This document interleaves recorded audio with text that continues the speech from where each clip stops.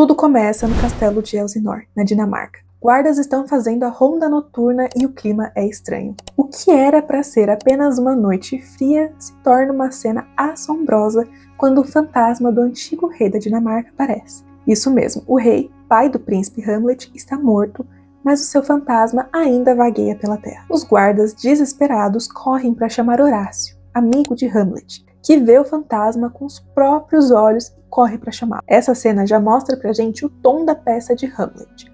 Um mundo onde a ordem natural das coisas foi rompida. Quando Hamlet encontra o fantasma do pai, tudo muda. O espectro, o fantasma, revela uma verdade chocante.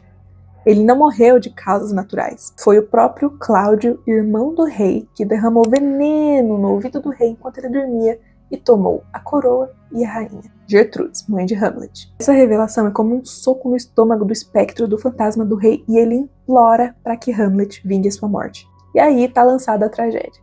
Hamlet, que é um jovem idealista, se vê lançado numa missão que abala tudo o que ele acredita. Ele não é um herói destemido e pronto para agir. Ele é humano. E diante dessa situação e dessa missão que ele recebeu, ele decide fingir loucura. Por quê? Porque ele precisa de tempo. Tempo para entender o que está acontecendo.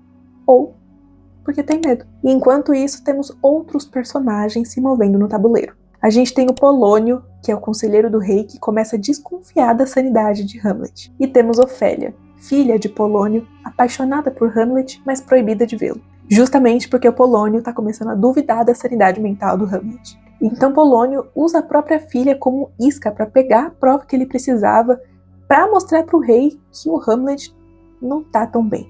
Mas Hamlet começa a ficar totalmente tomado pela angústia e começa a ferir não somente com palavras as pessoas que estão ao seu redor, inclusive Ofélia, quem ele tanto amava. Mas Hamlet sabia de toda a verdade por trás. Ele sabia quem havia assassinado seu pai. Mas ele não podia simplesmente chegar nas pessoas e contar. Mas ele é muito inteligente e decide encenar uma peça.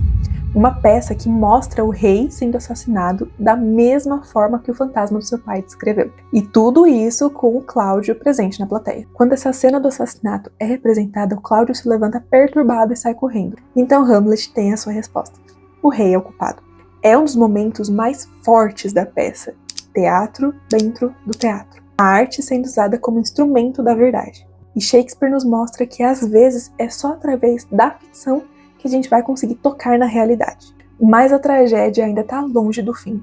Em uma noite, Hamlet vai até o quarto da sua mãe para confrontá-la. Ele só não esperava que a mãe tinha armado que o Polônio ficasse atrás da cortina ouvindo a conversa dos dois.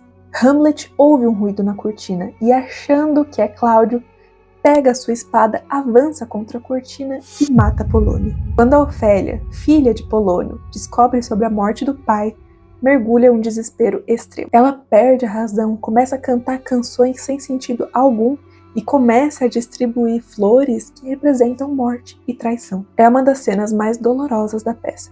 Ofélia enlouquece e depois morre afogada. Talvez tenha sido um acidente, talvez tenha sido um suicídio, e isso a gente nunca vai saber de fato.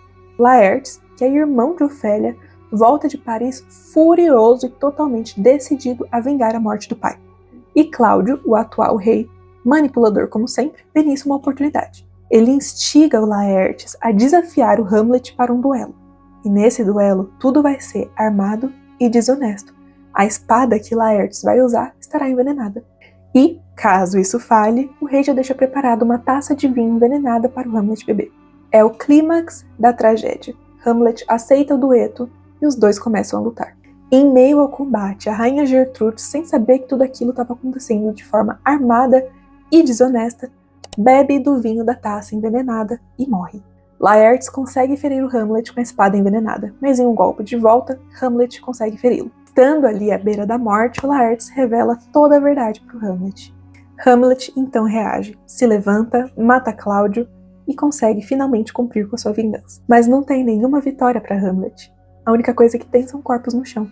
Hamlet morre nos braços do seu amigo Horácio, mas antes pede que sua história seja contada.